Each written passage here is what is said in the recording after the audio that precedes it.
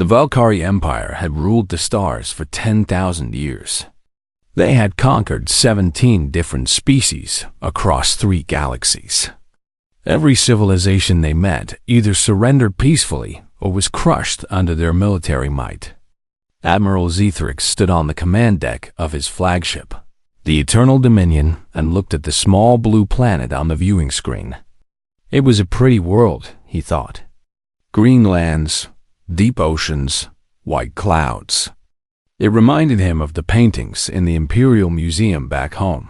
His science officer, a thin Valkyrie named Korath, approached with a data tablet in his clawed hands. "Admiral, we have completed our scans of the planet.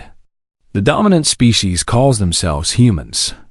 They have only recently developed space travel. Their technology is primitive compared to ours.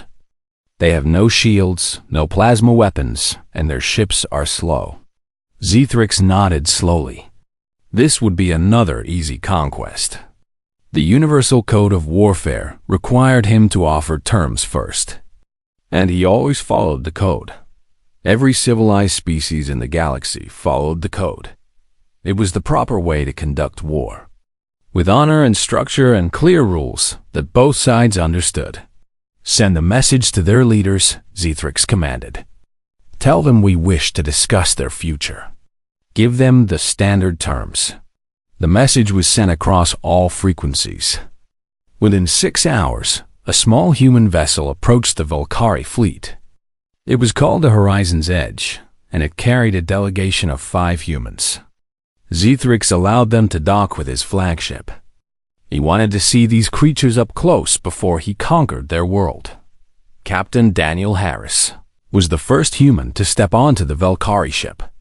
He was a tall man with gray hair and calm brown eyes. He wore a simple uniform with no medals or decorations. Behind him came his second-in-command, Lieutenant Commander Lisa Brennan, a woman with red hair and a face full of freckles. 3 other officers followed them, all looking around the alien ship with curiosity rather than fear. Zethrix studied them carefully. They were soft creatures, he noticed. No claws, no scales, no natural weapons at all. Their teeth were flat and useless. Their bodies were fragile. He could not understand how such weak beings had managed to survive on their own planet, let alone develop technology. "Welcome to the Eternal Dominion," Zethrix said through his translator device. "I am Admiral Zethrix of the Valkyrie Empire. You stand before the greatest military force in the known universe. I have come to offer you a choice." Daniel Harris listened politely. His face showed no emotion at all. "Your species has 2 options," Zethrix continued. "You may surrender peacefully and become a servant species within our empire. You will pay tribute, provide workers, and serve our needs. In return, we will protect you from other threats and allow you to continue existing. Or you may choose to fight, in which case we will destroy your military forces and take your planet by force. The result will be the same, but with much more suffering." Daniel nodded slowly. "I understand," he said. "These are serious terms. I must consult with my government before giving you an answer. How much time can you give us?" Zethrix appreciated the human's calm manner. Most species begged or cried when they heard the terms. This one simply asked practical questions. Perhaps they would make useful servants after all. "The Universal Code of Warfare grants you 3 standard days to consider our offer," Zethrix said. "After that, I will require your answer." Daniel bowed his head slightly. "Thank you, Admiral. We will return with our decision." The humans left the ship and returned to their own vessel. Zethrix watched them go with a feeling of satisfaction. This would be a clean conquest. No messy battles, no destroyed cities, no wasted resources. The humans were clearly intelligent enough to recognize when they were beaten, but Zethrix did not know what was happening on the Horizon's Edge as it traveled back to Earth. Daniel Harris sat in a small conference room with his officers, and his calm expression had changed completely. His eyes were hard now, and his jaw was tight with anger. "They want us to be slaves," Lisa Brennan said quietly. "That is what servant species means." "I know what it means," Daniel replied. "I also know what we need to do. Contact Earth Command immediately. Tell them to begin Protocol Omega." Lisa's eyes widened. Protocol Omega was the final defense plan, the one that had been created in secret over the past 50 years. Every government on Earth had contributed to it. Every military force had trained for it. They had always known that someday something might come from the stars. And they had prepared. "Are you sure?" Lisa asked. Daniel looked out the window at the distant stars. "Those creatures have conquered 17 species," he said. "They have rules for war. They expect everyone to fight the same way they do. They have never faced an enemy like us." He turned back to his officers with a grim smile on his face. "Humanity has spent its entire history fighting itself. We have invented every terrible weapon you can imagine. We have fought in every possible condition, in every terrain, using every trick and strategy and dirty tactic that exists. We have killed each other by the millions, and we have always survived." He paused and took a deep breath. "The Valkyrie think war is a game with rules. They are about to learn that humans do not play games when our survival is threatened. We fight to win. We fight with everything we have. And we never, ever surrender." The message reached Earth within hours. Leaders from every nation gathered in an emergency session. Old enemies sat beside old friends. Russians and Americans, Chinese and Europeans, Africans and Asians. For the first time in human history, there were no arguments about territory or resources or politics. There was only one question on everyone's mind. How do we survive this? General Marcus Webb stood before the assembly and explained the situation. He was an old soldier with scars on his face and decades of experience. He had fought in 3 wars and had seen the worst that humans could do to each other. Now he was going to turn all of that terrible knowledge against an alien enemy. "We have 3 days," he said. "In 3 days, we need to be ready to fight a war unlike anything we have ever faced. The enemy has better technology, more ships, and thousands of years of experience. But they have one weakness." He pointed to a screen showing the Valkyrie fleet in perfect formation. "They follow rules. They fight the same way every time. They expect us to do the same. They do not know what humans are capable of when we are desperate. They do not know our history. They do not understand that we have been preparing for this moment our entire existence as a species." He looked at the assembled leaders. With fire in his eyes, "Let us show them what humanity can do." The preparations began immediately. Across the planet, soldiers and civilians alike started working toward a single goal. For the first time ever, humanity was truly united, and the Valkyrie had no idea what was coming. 3 days passed quickly. Admiral Zethrix assembled his invasion fleet in the standard formation prescribed by the Universal Code of Warfare. 1,200 warships arranged themselves in perfect geometric patterns, their shields glowing with blue energy, their weapons charged and ready. It was a beautiful sight, a display of overwhelming power that had made dozens of species surrender without firing a single shot. Zethrix stood on his command deck and watched the human fleet approach. It was a pitiful collection of vessels. Fewer than 200 ships, most of them small and poorly armored. Their weapons were chemical projectiles and crude missiles, nothing that could penetrate Valkyrie shields. This would not even be a battle, Zethrix thought. It would be a demonstration. He activated his communication system and broadcast the traditional declaration of war. His voice echoed across the void of space, translated into every human language. "People of Earth, your time for consideration has ended. You have not accepted our generous terms. Therefore, By the authority of the Valkyrie Empire, and in accordance with the Universal Code of Warfare, I declare that a state of war now exists between our peoples. Arrange your fleet in defensive formation and prepare for honorable combat. He waited for the human fleet to respond. According to the code, they should now form a defensive line in front of their planet. They should broadcast their own declaration and name their commanding officer. They should follow the proper procedures that every civilized species understood. Instead, something strange happened. The human fleet scattered. Ships flew in random directions, breaking into small groups of 3 or 4 vessels. Some accelerated toward the Valkyrie fleet at impossible speeds.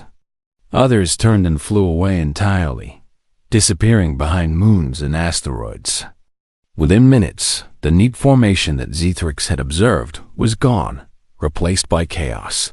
What are they doing? Korath asked in confusion.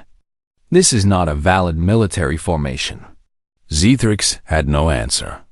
In all his years of conquest, he had never seen anything like this. He ordered his fleet to maintain position and prepare for whatever the humans were planning. Commander Nathan Cole sat in the command chair of the carrier, Independence, a modified cargo vessel that now served as the flagship of the human resistance. His tactical officer, Lieutenant Megan Torres, stood beside him with a grim smile on her face. They had spent the last 3 days studying every piece of information they could find about the Valkyrie. They knew how they fought. They knew their formations and tactics. And they had found 17 critical weaknesses that no species had ever exploited. The Valkyrie use geometric formations because they believe symmetry is honorable, Megan explained. Their shields are calibrated to block energy weapons and plasma fire. They communicate on specific frequencies that are considered sacred. They never attack civilian vessels. They never retreat without formal permission from their admiral. Nathan nodded. And they expect us to follow the same rules. Exactly. But we are not going to follow any rules. Nathan opened a channel to all human ships. All units, this is Commander Cole. Execute Plan Sidewinder. Remember your training. Fight dirty. Make them bleed. The human counterattack began in ways the Valkyrie could not comprehend. Chief Petty Officer Kyle Russo commanded a small, electronic warfare vessel called the Silent Storm. His team of specialists had spent years learning how to jam communications and disrupt enemy systems. Now they turned those skills against the Valkyrie. They broadcast on the sacred frequencies that the Valkyrie considered untouchable. They filled the airwaves with static and confusion. They played human music at maximum volume, heavy metal and rock and roll, sounds that drove the sensitive Valkyrie ears to madness. The Valkyrie communication network collapsed within minutes. Ships could not talk to each other. Officers could not receive orders. The perfect formation began to break apart as confused captains tried to figure out what was happening. Meanwhile, human strike craft launched from hidden positions on nearby asteroids. These were small, fast vessels with minimal weapons but maximum speed. They dove into the gaps between Valkyrie ships and released their payloads. Not missiles or bombs, but something far more primitive. Cans of paint, bags of metal fragments, containers of industrial adhesive. The Valkyrie shields were designed to stop energy weapons. They had no defense against physical objects thrown at low velocity. Paint splattered across sensor arrays, blinding the ships. Metal fragments stuck to shield generators, causing them to overheat. Adhesive gummed up the delicate mechanisms of weapon systems. Admiral Zithrix watched in horror as his perfect fleet descended into chaos. Ships crashed into each other trying to avoid the swarms of tiny human craft. Weapons misfired because their targeting systems were covered in paint. Communications failed completely under the barrage of noise. This is against the code, Korath shouted. They cannot do this. This is not honorable warfare. Zithrix did not respond. He was watching a human ship that had been badly damaged in the fighting. Its engines were failing, and its weapons were destroyed. According to the code, such a ship should surrender and withdraw from combat. Instead, the human pilot aimed his dying vessel directly at a Valkyrie destroyer and accelerated to maximum speed. The collision destroyed both ships instantly. Zithrix could not believe what he had just witnessed. The human had killed himself to take one enemy ship with him. It was madness. It was waste. It was completely against every principle of civilized warfare, and it was terrifying. Lieutenant Amy Sinclair flew her fighter through the chaos of battle, dodging debris and enemy fire with skill that came from years of training. She had been a test pilot before the war, pushing experimental aircraft to their limits. Now she was pushing herself to her limits. She spotted a gap in the Valkyrie formation and dove through it, her wingman right behind her. They approached a large command vessel and released their special weapons. Cluster bombs filled with hundreds of tiny explosive charges designed to overwhelm point defense systems. The bombs detonated in a cloud of fire and shrapnel. The command vessel's shields held, but its external sensors were destroyed. It was now blind and deaf, unable to coordinate with other ships. Amy pulled up and looped around for another pass, but her luck finally ran out. A Valkyrie fighter caught her with a direct hit, and her ship began to spin out of control. She managed to eject before the explosion, her survival pod floating in the darkness of space. A Valkyrie vessel picked her up within the hour. She was taken to the Eternal Dominion and brought before Admiral Zithrix. She was bruised and burned, but she was still alive, and she was still smiling. "Why do you smile?" Zithrix demanded. "You have lost. You are a prisoner." Amy looked at the alien with defiance in her eyes. "I smile because you still do not understand what is happening. You think you won this battle because you captured me. But look at your fleet, Admiral. Look at how many ships you lost. Look at the chaos we created with our primitive weapons and dirty tactics." Zithrix looked at the damage reports. 1/3 of his forward scouts had been destroyed. Dozens of other ships were damaged. Communication systems were still struggling to recover, and the main human fleet had not even engaged yet. Amy leaned forward against her restraints. "You have rules for war," she said. "We have a saying back home. All is fair in love and war. You started this fight, Admiral. We are going to finish it. And we are not going to fight fair." For the first time in his long career, Admiral Zithrix felt something he had never experienced before. He felt afraid. The first battle ended in chaos and confusion. The Valkyrie retreated to regroup, their perfect formation shattered, their confidence badly damaged. Admiral Zithrix spent 3 days repairing his ships and trying to understand what had happened. He reviewed the battle recordings again and again, searching for some explanation for the human behavior. Nothing made sense to him. The humans had used weapons that were banned by the Universal Code. They had attacked on sacred frequencies. They had crashed their own ships into enemy vessels, killing themselves to cause damage. They had thrown garbage and painted warships worth billions of credits. It was insane. It was barbaric. And it had worked. Karth approached with a new report. "Admiral, we have finished interrogating the captured human pilot. She refuses to give us any useful information. She just keeps laughing at our questions." Zithrix went to the detention area to see this strange creature for himself. Amy Sinclair sat in her cell, her arms crossed over her chest, her eyes bright with defiance. The Valkyrie interrogators stood outside, frustrated and confused. They had never encountered a prisoner who refused to cooperate. "You will tell us your fleet positions," the lead interrogator demanded. "You will explain your tactics. This is required by the Universal Code." Amy laughed again. The universal code means nothing to me. I am a prisoner of war, and I will give you my name, rank, and identification number. That is all you will get from me." Zithrix stepped forward. "Why do you resist? Your situation is hopeless. Your fleet is small and weak. Your technology is primitive. You must know that you cannot win this war." Amy looked at him with something close to pity. "Admiral, you have conquered 17 species. How many of them fought back? How many of them truly resisted with everything they had?" Zithrix thought about the question. Most species had surrendered quickly. The few that fought had been defeated in standard battles, following the rules of the code. None of them had behaved like the humans. "We have a long history, Admiral," Amy continued.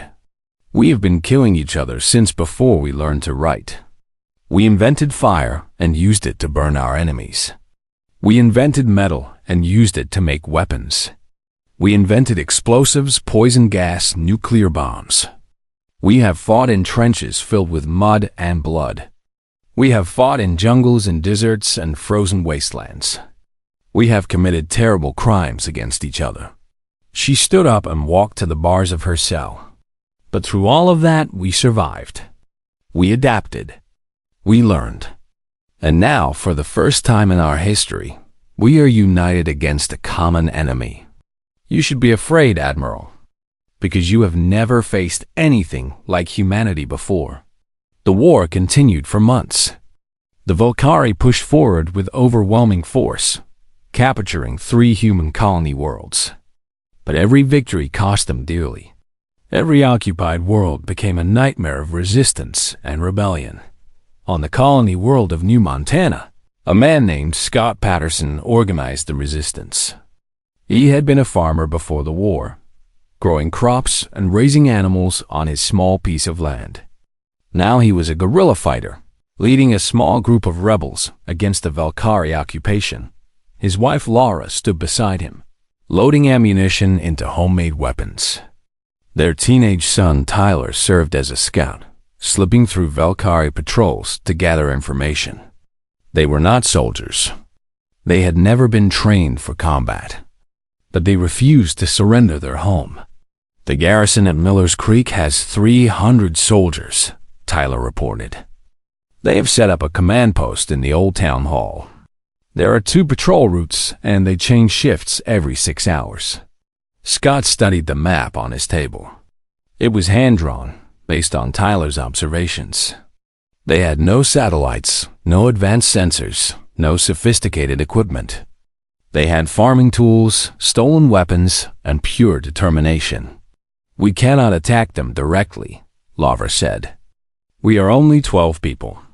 They have shields and plasma rifles." Scott nodded. "We will not attack them directly. We will use what we have."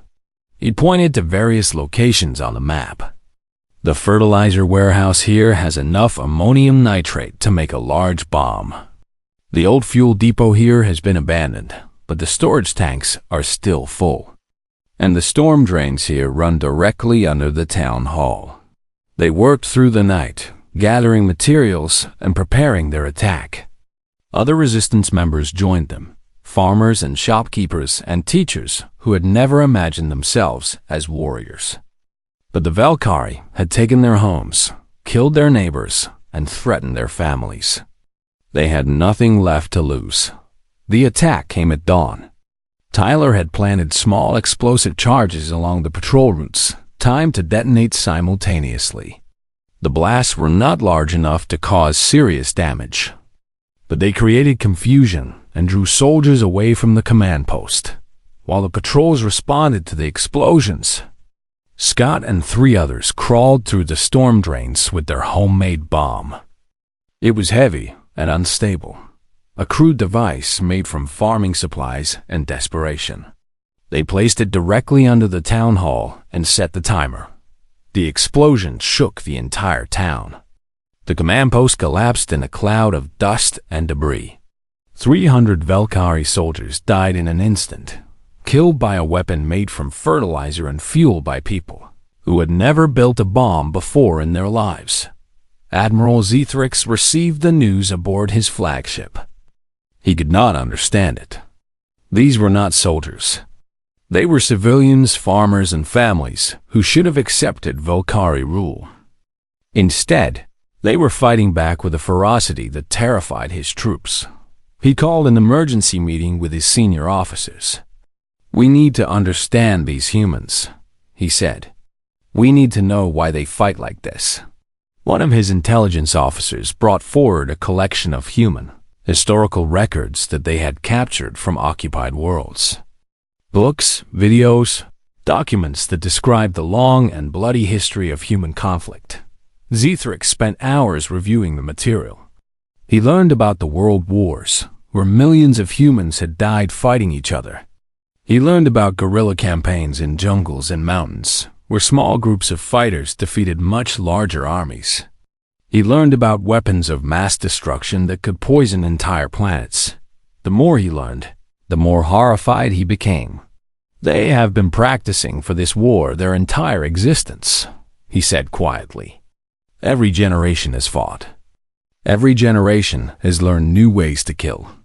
They do not see war as a structured competition between professional armies. They see it as survival. And when survival is at stake, they are willing to do anything." He looked at his officers with new understanding in his eyes. "We have made a terrible mistake. We awakened something we do not understand. The humans are not fighting for territory or resources or honor. They are fighting because that is what they do. It is written into their very nature." He paused and took a deep breath. "We came here expecting to conquer another primitive species. Instead, we have started a war with the most dangerous creatures in the galaxy." The Volcari High Council received his report with growing concern. Several admirals suggested that perhaps they should reconsider their strategy. Perhaps they should negotiate. Perhaps they should withdraw, but it was too late for that.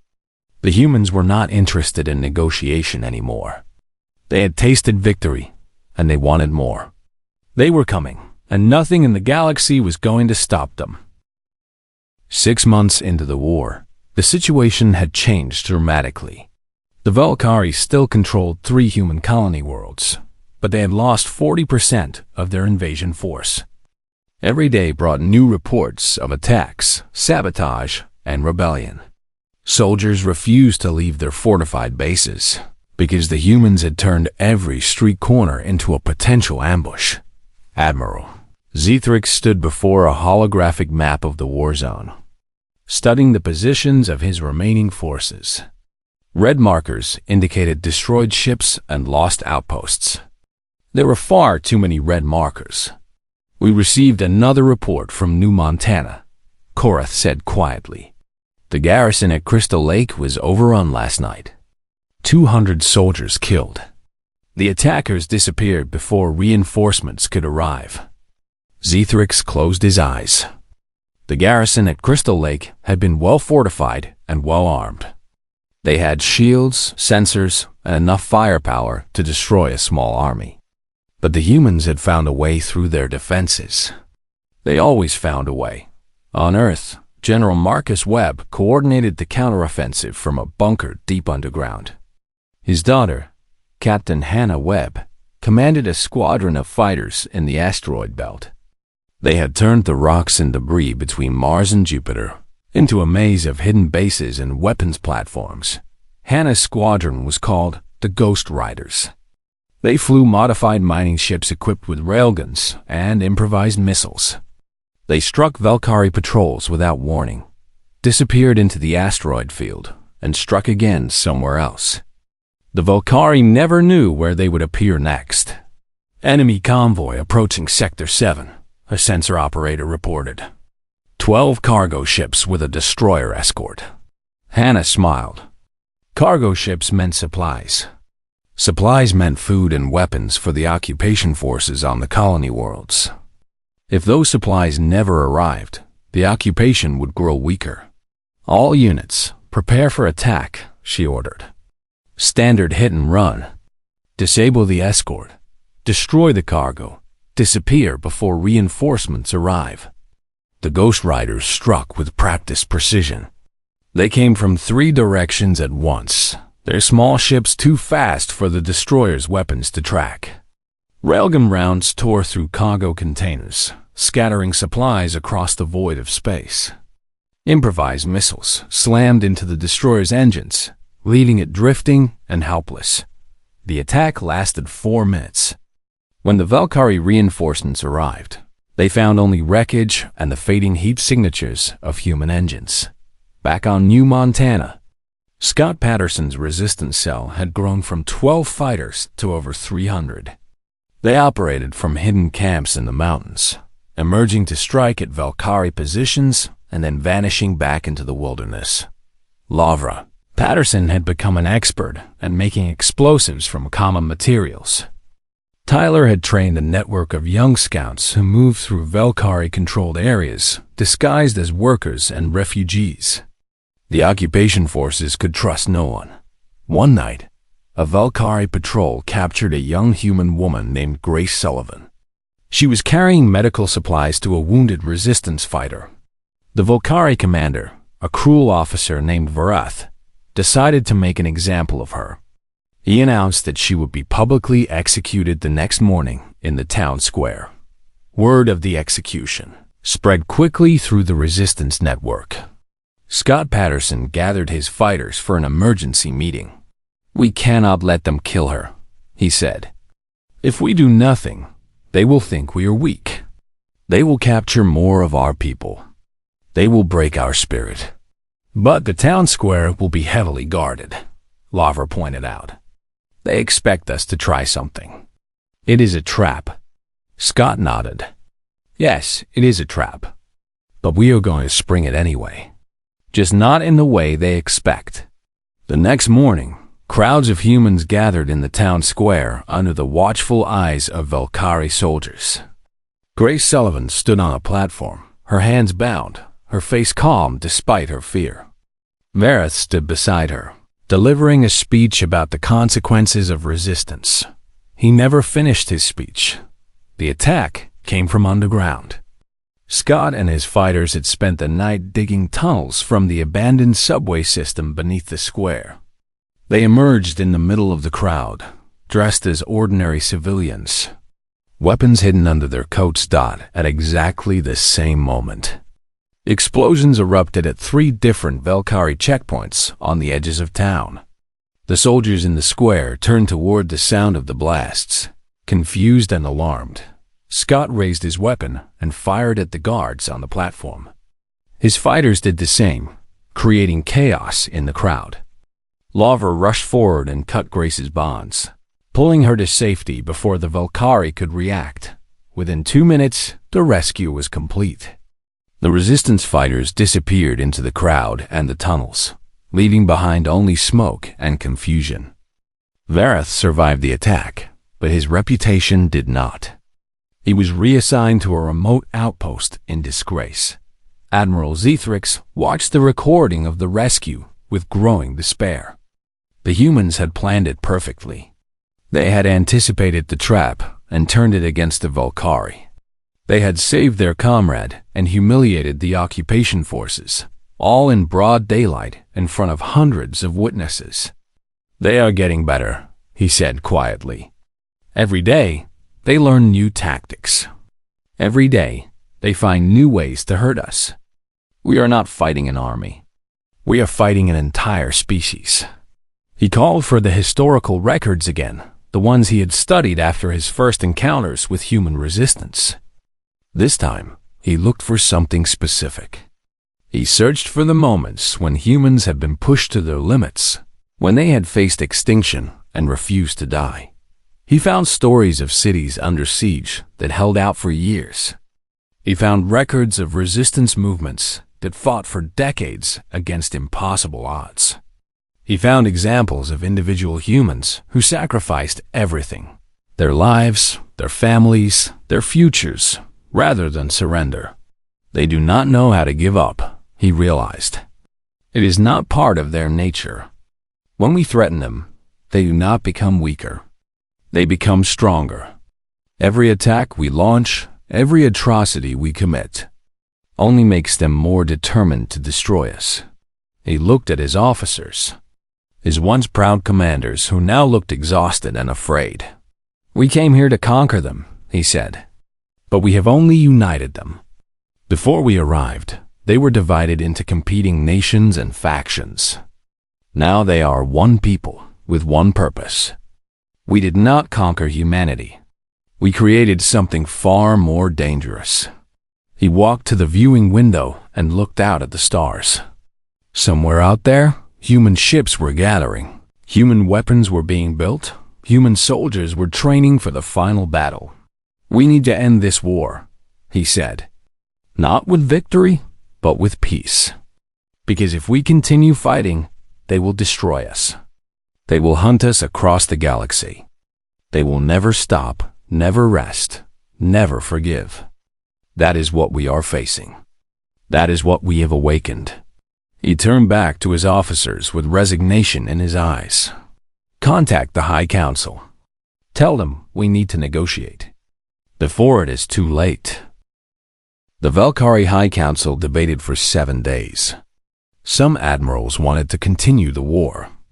They argued that retreat would show weakness, that other conquered species might rebel, that the honor of the Empire demanded victory. But Admiral Zethrix presented his evidence carefully. He showed them the casualty reports, the failed campaigns, the endless cycle of attack and counterattack that was draining their resources. "We have lost 40% of our invasion force," he said. "The humans have lost far more, but it does not matter to them. They keep fighting. They convert every loss into motivation. Every soldier we kill creates 10 more enemies. Every city we destroy creates 1,000 new fighters." He played recordings of human resistance operations. Farmers building bombs. Teachers leading ambush. Children carrying messages through enemy lines. Old men and women refusing to surrender even when surrounded. "This is not a species that can be conquered," he concluded. "This is a species that would rather die than submit. And if we try to exterminate them, they will take us with them. They will find ways to strike at our homeworld. They will develop new weapons. They will follow us across the galaxy and destroy everything we have built." The vote was close, but the council finally agreed to seek peace. The war had cost too much already. The Empire could not afford to continue. A message was sent to Earth, proposing a ceasefire and negotiations. General Marcus Webb received it in his underground bunker. He read it 3 times before he believed it was real. "They want to talk," he said to his staff. "The Volcari Empire, the conquerors of 17 species, want to negotiate with us." Captain Hannah Webb had returned from the asteroid belt for this meeting. She stood with her father, looking at the message on the screen. "Is it a trick?" she asked. "Maybe," Marcus replied. "But we have to find out. We have won the battles, but we cannot win the war by ourselves. Our resources are running out. Our people are exhausted. We need this to end." The negotiations took place on a neutral space station, far from both Earth and Volcari space. Ambassador Christopher Lane led the human delegation. He was a career diplomat who had spent his life resolving conflicts between nations. Now he was trying to resolve a conflict between species. Admiral Kate Morrison stood beside him. She had commanded the defense of Earth's orbital platforms during the darkest days of the war. She had watched friends die and ships burn, and she had never given up. Now she was here to ensure that their sacrifice meant something. Dr. Benjamin Cross completed the delegation. He was the scientist whose team had reverse-engineered Valkyrie shield technology in just 2 months. His work had saved countless human lives and changed the course of the war. Admiral Zethrix arrived with his own delegation. He looked tired and old, far different from the confident commander who had demanded Earth's surrender a year ago. The war had changed him. He had learned lessons that he never wanted to learn. The negotiations lasted for 2 weeks. There were arguments and accusations. There were moments when it seemed like the talks would fail. But in the end, both sides wanted peace more than they wanted victory. The final treaty was unlike anything in Valkyrie history. The humans would not become servants or tributaries. They would become partners, equal members of a new alliance. The Valkyrie would share their technology and knowledge. The humans would share their creativity and determination. Together, they would face the challenges of a dangerous galaxy. On the last day of negotiations, Admiral Zethrix asked Christopher Lane a question that had been troubling him since the war began. "How do you do it?" he asked.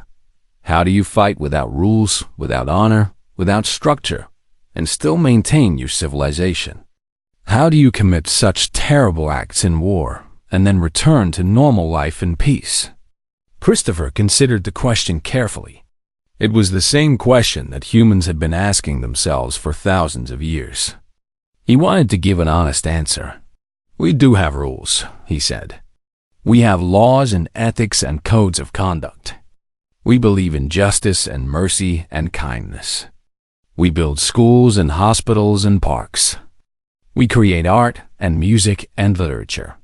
We love our families and our friends." He paused and looked directly at Zethrix. "But those things are for peacetime. They are for building and creating and living together. War is different. War is what happens when all other options have failed. When our survival is threatened, we become something else entirely. We set aside our normal values because we know that if we lose, there will be nothing left to protect." He leaned forward, and Zethrix saw something ancient and dangerous in those human eyes. "We become whatever we need to be to win. That is our gift and our curse." Other species see war as an extension of politics, a game with rules and boundaries. We see it as the suspension of everything we hold dear, a temporary descent into darkness so that the light can survive. Zethrix nodded slowly. He finally understood what made humans so terrifying. It was not their weapons or their tactics. It was their ability to transform themselves, to put aside everything good and decent when necessary, and then pick it up again when the danger had passed. "We thought you were primitives," he admitted. "We thought your lack of rules was weakness. But it is strength, is it not? The strength to do what must be done, regardless of the cost." Christopher smiled sadly. "It is a strength we wish we did not need. But it is part of who we are. We hope that this peace will last. We hope that we never have to become those creatures again. But if we do, we will." Without hesitation, the treaty was signed that evening. Human and Valkyrie leaders shook hands, a gesture that both species now understood. News of the peace spread across both civilizations, bringing relief and celebration. On Earth, General Marcus Webb stood on a balcony overlooking the capital city. His daughter Hannah stood beside him. Crowds filled the streets below, cheering and laughing and crying with joy.